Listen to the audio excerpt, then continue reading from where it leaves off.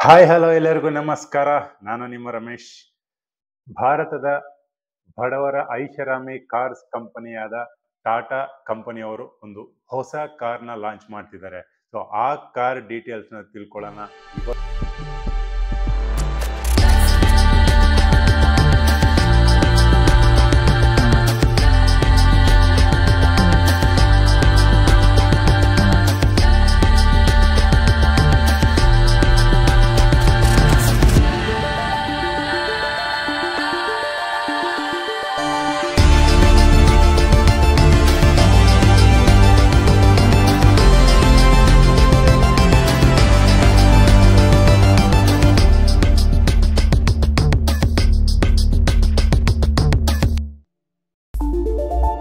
Tata.tv ಸ್ನೇಹಿತರೆ, ಟಾಟಾ ಕಂಪನಿಯವರು ಇದುವರೆಗೂ ಕೂಪೆ ಮಾಡೆಲ್ ಕಾರ್ನ ಇದುವರೆಗೂ ಬಿಡಲಿಲ್ಲ. ಆದರೆ ಈಗ ಒಂದು ಹೊಸ ಟಾಟಾ ಕರು ಕೂಪೆ SUV ಕಾರ್ನ ಒಂದು ಲಾಂಚ್ ಮಾಡ್ತಿದ್ದಾರೆ. ಇದೇ ತಿಂಗಳು 7ನೇ ತಾರೀಕು, ಅಂದರೆ 7ನೇ ತಾರೀಕು 8ನೇ ತಿಂಗಳು 2024ನೇ ಇದರಲ್ಲಿ ಟಾಟಾ ಕರು ಕೂಪೆ SUV ಕಾರ್ನ ಲಾಂಚ್ ಮಾಡ್ತಿದ್ದಾರೆ. ಸೊ ಈ ಕಾರ್ನ ನೋಡೋದಕ್ಕಂತೂ ಸಖತ್ತಾಗಿದೆ. ಹೊರಗಡೆ ಲುಕ್ ಅಂತೂ ಟೋಟಲಿ ಚೇಂಜ್ ಮಾಡಿದ್ದಾರೆ. A to Z ಎಲ್ಲಾನು ಚೇಂಜ್ ಮಾಡಿದ್ದಾರೆ. ಫ್ರಂಟ್ ಬಂಪರ್ ಇಂದ ಹಿಡಿದು ಹೆಡ್ ಲೈಟ್ಸು, ಫಾಗ್ ಲೈಟ್ಸು, ಹಿಂದೆಗಡೆ ಬ್ರೇಕ್ ಲೈಟ್ಸ್ ಎಲ್ಲಾನು A to Z LED ಎಲ್ಲಾನು ಚೇಂಜ್ ಮಾಡಿದ್ದಾರೆ. ಹೊರಗಡೆ ಆಗ್ಲಿ ಒಳಗಡೆ ಇಂಟೀರಿಯರ್ ಡಿಸೈನ್ ಅಂತೂ ನಿಜವಾಗ್ಲೂ ಹೇಳ್ತಾ ಇದ್ದೀನಿ, ನಾವು ಇದುವರೆಗೂ ಅಂತಹ ಡಿಸೈನ್ ನ ಒಂದು ಬಡ ಕಂಪ್ನಿ ಕಾರ್ಗಳಲ್ಲಿ ಮಾತ್ರ ನೋಡ್ತಾ ಇದ್ವಿ. ಆ ಕೂಪೆ ಡಿಸೈನ್ ಅಂದ್ರೆ ನಿಮ್ಗೂ ಗೊತ್ತಿರುತ್ತೆ. ಕೂಪೆ ಮಾಡೆಲ್ ಅಂದ್ರೆ ಸೊ ಇದುವರೆಗೂ ನಾವು BMW ಅಲ್ಲಿ ಆಗ್ಲಿ, ಬೆಂಜಲ್ಲಾಗ್ಲಿ, ಸೊ ಆಡಿನಲ್ಲಾಗ್ಲಿ ನಾವು ನೋಡಿರ್ತೀವಿ. ಹ್ಯುಂಡೈಯಲ್ಲಿ ಒಂದು ಎಲೆಕ್ಟ್ರಿಕಲ್ ಗಾಡಿ ಬಿಟ್ಟಿದ್ದಾರೆ. ಸೊ ಆ ತರ ಕೂಪೆ ಮಾಡೆಲ್ಲು ಈಗ ಮೊದಲನೇ ಬಾರಿಗೆ ಟಾಟಾ ಕಂಪ್ನಿಯವ್ರು ಬಿಡ್ತಿರೋದು. ಇದ್ರ ಒಳಗಡೆ ಐಷಾರಾಮಿ ಕಾರ್ ಇದ್ದಂಗೆ ಇದೆ. ನಿಜವಾಗ್ಲೂ ನೋಡಕ್ಕಂತೂ ಐಷಾರಾಮಿ ಕಾರ್ ಇದ್ದಂಗೆ ಇದೆ. ಇಂಟೀರಿಯರ್ ಡಿಸೈನ್ಸ್, ಗೇರ್ ಲಿವರ್ ಕೂಡ ಚೇಂಜ್ ಮಾಡ್ತಿದ್ದಾರೆ. ಹೆಡ್ ಲ್ಯಾಂಪ್ಸ್ ಆಗಲಿ,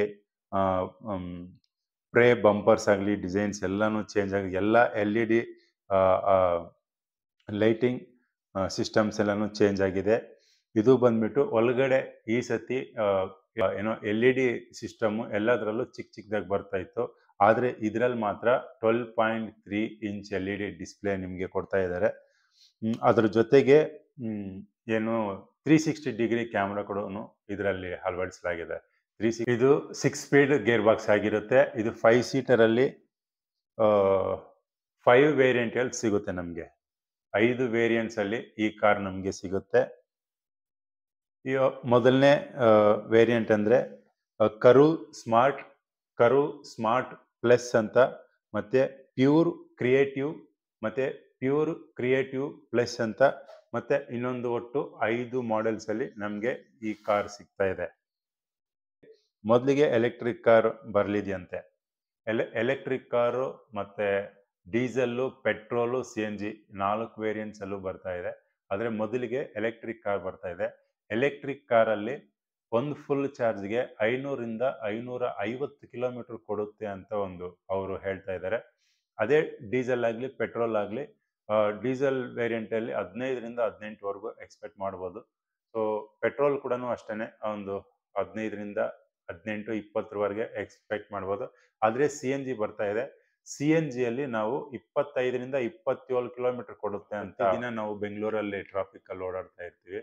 ಸೊ ಅವ್ರಿಗೋಸ್ಕರ ನನ್ನ ಕಡೆಯಿಂದ ಒಂದು ಸಜೆಷನ್ ಕೊಡ್ತಾ ಇದ್ದೀನಿ. ಬೆಂಗಳೂರಲ್ಲಿ ಎಲ್ಲ ನೂತನ ಟೆಕ್ನಾಲಜಿ ಏನು ಸಿಗ್ನಲ್ಸ್ನ ಅಳವಡಿಕೆ ಮಾಡಿದ್ದಾರೆ. ಎಲ್ಲ ಕಡೆನೂ ಅಷ್ಟೇ, ಎಲ್ಲ ಫುಲ್ ಬೆಂಗಳೂರು ಸಿಟಿಯಲ್ಲೂ ಲೇಟೆಸ್ಟ್ ಮಾಡಲ್ ಸಿಗ್ನಲ್ಸ್ನ ಎಲ್ಲ ಫಿಟ್ ಮಾಡಿದ್ದಾರೆ. ಆಲ್ರೆಡಿ ರನ್ ಆಗ್ತಾ ಇದೆ. ಸೊ ಈಗ ಏನಾಗ್ತಿದೆ ಅಂದರೆ, ಯಾರೇ ಆಗಲಿ ಹೆಲ್ಮೆಟ್ ಆಗಲಿ, ಟ್ರಿಬಲ್ ರೈಡ್ ಆಗಲಿ, ಫೋನಲ್ಲಿ ಮಾತಾಡ್ಕೊಂಡು ಹೋಗೋದಾಗಲಿ, ಕಾರ್ ಓಡಿಸ್ಬೇಕಾದ್ರೆ ಸೀಟ್ ಬೆಲ್ಟ್ ಇಲ್ಲದೆ ಆಗಲಿ, ದಯವಿಟ್ಟು ಯಾರು ಓಡ್ಸಕ್ಕೆ ಹೋಗಬೇಡಿ. ಇವಾಗ ಟ್ರಾಫಿಕ್ ಸಿಗ್ನಲ್ಗಳಲ್ಲಿ ಟ್ರಾಫಿಕ್ ಅವರು ನಿಮ್ಮನ್ನ ಕೇಳದೆ ಇರ್ಬೋದು, ಅವ್ರು ಮಾತಾಡ್ಸಲ್ಲ. ಯಾಕೆಂದರೆ ಅವ್ರಿಗೆ ಕೆಲವೊಂದು ರೂಲ್ಸ್ ಇರ್ತವೆ. ಈಗ ಮಾತಾಡಿಸ್ದೇ ಇರ್ಬೋದು, ಆದರೆ ಅವರು ಈಗ ಬಂದಿರೋ ಅಂಥ ಟೆಕ್ನಾಲಜಿ ಏನಿದೆ, ನೀವು ಸೀಟ್ ಬೆಲ್ಟ್ ಹಾಕೊಳ್ದೇನೆ ಕಾರಲ್ಲಿ ಕುತ್ಕೊಂಡು ಡ್ರೈವ್ ಮಾಡ್ತಿದ್ರು ಆ ಕ್ಯಾಮ್ರಾಸ್ ನಿಮ್ಮನ್ನ ಫೋಟೋ ಹಿಡಿಯುತ್ತೆ.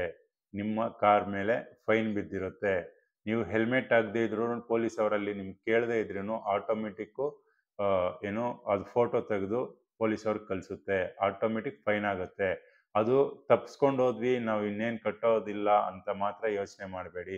ಯಾವತ್ತೋ ಒಂದು ದಿನ ನೀವು ಆ ಅಮೌಂಟ್ನ ಕಟ್ಟಲೇಬೇಕಾಗುತ್ತೆ. ಯಾಕಂದರೆ ಒಂದು ಫೈನಿಗೆ 500ರಿಂದ 1000 ರೂಪಾಯಿ ಈ ಥರ ರೈಸ್ ಆಗ್ತಾ ಇರುತ್ತೆ. ಯಾವುದೇ ಕಾರಣಕ್ಕೂ ಅದನ್ನು ನೀವು ಕಟ್ಟದೆ ಅಂತೂ ಇರೋಕ್ಕಾಗಲ್ಲ. ಯಾವತ್ತೋ ಒಂದಿನ ಕಟ್ಟಲೇಬೇಕಾಗುತ್ತೆ. ಆದ್ದರಿಂದ ದಯವಿಟ್ಟು ಎಲ್ಲ ಚಾಲಕರಿಗೂ ಏನು ನಮ್ಮ ಬೆಂಗಳೂರಲ್ಲಿ ಟೂ ವೀಲರ್ ಆಗಲಿ, ತ್ರೀ ವೀಲರ್ ಆಗಲಿ, ಕಾರ್ ಆಗಲಿ, ಯಾವುದೇ ವಾಹನ ನಡೆಸ್ತಿರ್ತೀವಲ್ಲ, ಡ್ರೈವ್ ಮಾಡ್ತಿರ್ತೀವಲ್ಲ, ದಯವಿಟ್ಟು ಹೇಳ್ತೀನಿ, ಸಿಗ್ನಲ್ಸ್ನ ಓವರ್ ರೂಲ್ಸು ಬ್ರೇಕ್ ಮಾಡಬೇಡಿ. ದಯವಿಟ್ಟು ಏನು ಸಿಗ್ನಲ್ಸ್ ಫಾಲೋ ಇದೆ ಎಲ್ಲ ಫಾಲೋ ಮಾಡಿ. ಹೆಲ್ಮೆಟ್ ಹಾಕ್ಕೊಳ್ಳಿ, ಬೆಲ್ಟ್ ಹಾಕ್ಕೊಳ್ಳಿ, ಓವರ್ ರೈಡ್ ಮಾಡಬೇಡಿ. ಫಾಲೋ ಮಾಡಿಕೊಂಡು ಟ್ರಾಫಿಕ್ ಕಂಟ್ರೋಲ್ ಮಾಡೋಕ್ಕೆ ಒಂದು ಅವಕಾಶ ಸಿಗುತ್ತೆ. ನಾವು ನಮಗೆ ಗೊತ್ತಿರುತ್ತೆ ಗಾಡಿ ಓಡಿಸೋದಾದರೆ, ನಮ್ಮ ಪಕ್ಕದಲ್ಲಿ ಓಡಿಸೋರಿಗೆ ಎಲ್ಬೋರ್ಡ್ ಆಗಿರ್ತಾರೆ. ನಾವು ಓಡಿಸೋದ್ರಿಂದ ಅವ್ರು ನಮ್ಮನ್ನು ನೋಡಿ ಅವ್ರ ಕಂಗಾಲ ಗಾಬರಿಯಾಗಿ ಅವ್ರು ಇನ್ಯಾರಿಗೋ ಹೊಡೆಯೋದು ಈ ಥರ ಪ್ರಾಬ್ಲಮ್ ಆಗುತ್ತೆ. ದಯವಿಟ್ಟು ಕಡಿಮೆ ಸ್ಪೀಡಲ್ಲಿ ಹೋಗಿ. 40 ಸ್ಪೀಡಲ್ಲಿ ಹೋಗ್ತಾ ಇರ್ತೀರ. ನಮ್ಮ ಬೆಂಗಳೂರಲ್ಲಿ ಇರೋದೇ 40 ಸ್ಪೀಡಿಂದ ಒಳಗೆ ಹೋಗಬೇಕು ಅಂತ. ನಾವು 60 ಸ್ಪೀಡು 70 ಸ್ಪೀಡಲ್ಲಿ ಓಡಿಸ್ತಾ ಇರ್ತೀವಿ. ಅದು ಪಕ್ಕದಲ್ಲಿರೋರಿಗೆ ತೊಂದರೆ ಆಗುತ್ತೆ. ನಾವೇನೋ ಎಕ್ಸ್ಪರ್ಟು ತಪ್ಪಿಸ್ಕೊಂಡು ಹೋಗ್ತೀವಿ, ಆದರೆ ನಮ್ಮ ಪಕ್ಕದಲ್ಲಿರೋರು ಎಲ್ಬೋರ್ಡ್ ಆಗಿರ್ತಾರೆ. ನಾವು ಹೋಗೋ ಸ್ಪೀಡ್ ನೋಡಿ ಅವ್ರಿಗೆ ಬೇಜಾರು ಅಂತ ಅನ್ಕೋಬಾರ್ದು. ಅವ್ರಿಗೆ ಭಯ ಆಗಿ ಇನ್ನೆಲ್ಲೋ ಲೆಫ್ಟ್ಗೋ ರೈಟ್ಗೋ ತಿರ್ಗಕ್ಕೆ ಹೋಗಿ ಇನ್ಯಾವುದೋ ಗಾಡಿಗೆ ಟಚ್ ಮಾಡಿ ಕೆಳಗೆ ಬೀರ್ತಾರೆ. ನಾವು ಸೇಫಾಗಿ ಹೋಗಿರ್ತೀವಿ, ಅವ್ರು ಬಿದ್ದಿರ್ತಾರೆ. ಈ ಥರ ಅನಾಹುತಗಳೆಲ್ಲ ಆಗೋದು ಬೇಡ.